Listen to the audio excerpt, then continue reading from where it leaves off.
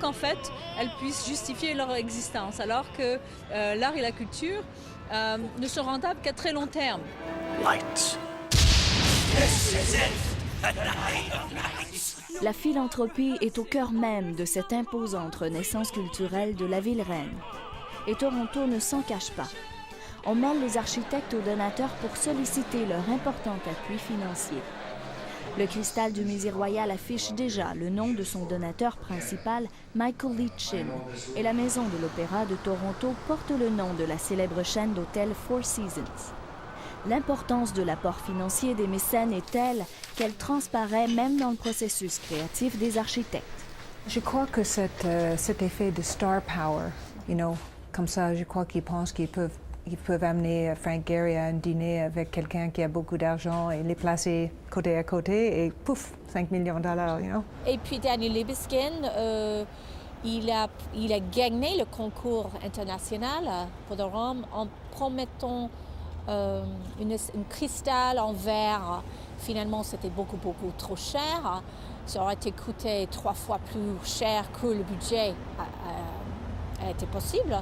Donc, il crée ce volume qui est couvert plus ou moins avec un peu de verre, mais également avec beaucoup de métal. On est des artistes, on essaie de prendre chaque tape sur la tête et de faire une accommodation dans le projet. On essaie de placer l'argent où les gens, où les danseuses dans l'école de ballet, où les danseuses, où ils touchent, où leurs pieds touchent la terre ou les planchers de bois. On essaie de ne pas sacrifier ce genre de choses et on réduit où on peut réduire. Mais c'est ça l'art et le business d'architecture. Ce rapport entre l'argent, l'art et la culture est un faux rapport pour essayer de compenser pour le manque d'investissement de la part des pouvoirs publics dans l'art et la culture. The buildings alone won't create the artists. You have to work on both. But the buildings are an incredible statement of where we want Toronto to be. Well, it'll be interesting to see what they look like when they're done. Right? See if they deliver. We'll see.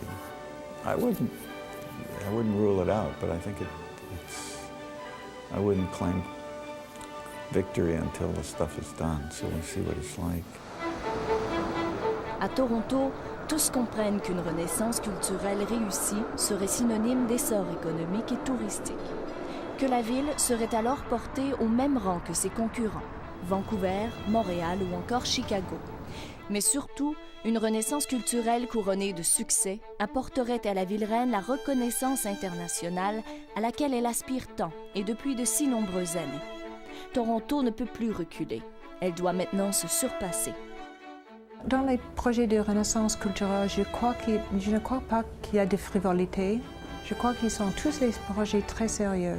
Avec cette espèce de folie des grandeurs à imaginer des projets, parce qu'on a les moyens technologiques aujourd'hui de construire du grand, du grandiose, du lourd, du massif, est-ce qu'effectivement il faut le faire? Est-ce que c'est pas une façon d'aliéner encore plus nos corps dans un espace urbain qui est déjà non seulement surpeuplé, mais aussi surchargé déjà de béton, d'immeubles, etc., où on a très peu d'espace vert, finalement on en a de moins en moins à Toronto. Est-ce que vraiment il faut continuer? Si on pense au tourisme, par exemple, c'est très bien d'attirer les touristes. Puis c'est d'ailleurs, les édifices ont joué un rôle important pour les attirer.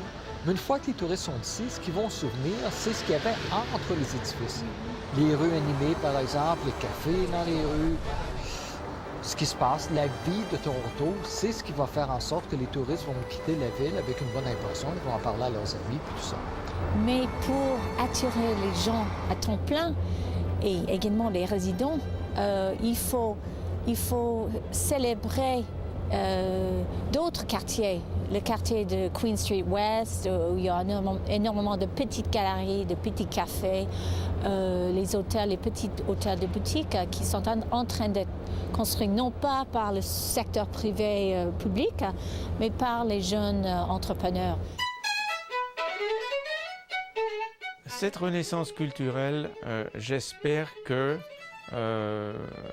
elle va réveiller l'intérêt des gens, même des gens qui sont à Toronto ou dans la région de Toronto, et leur faire réaliser qu'il y a tant d'artistes de grand talent qui vivent ici, que ces gens-là en profitent, n'est-ce pas, pour se sentir soutenus dans leur art.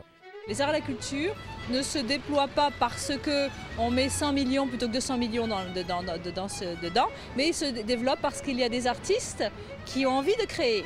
Et pour avoir envie de créer, il faut se sentir libre de créer. La liberté d'expression fait partie de la créativité. The cultural facilities have been working together, and the city's been working strongly because we believe that our arts and culture are important for two reasons. Economically, it matters because there's 150,000 people employed in Toronto in creative industries. And so we need a vibrant arts and cultural scene so we can learn about ourselves, learn about each other, express what it means to be a Torontonian, and that in some ways is what's most exciting about what's happening here. Il faut rêver un petit peu, et c'est ça qu'on oublie. L'art, ça vous aide à rêver, ça vous aide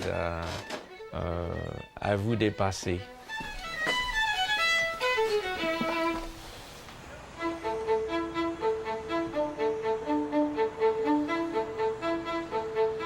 Et c'est l'ultime objectif de la ville reine, se dépasser en projetant l'art à l'avant-scène. Mais au-delà des nouvelles structures architecturales, le prochain défi pour Toronto sera celui d'encourager le talent des artistes, mais surtout de le partager, de l'exhiber à la vue de tous. Au dire de plusieurs, la renaissance culturelle doit devenir précurseur d'une effervescence artistique à Toronto, faute de quoi elle n'aura été que coûteuse utopie.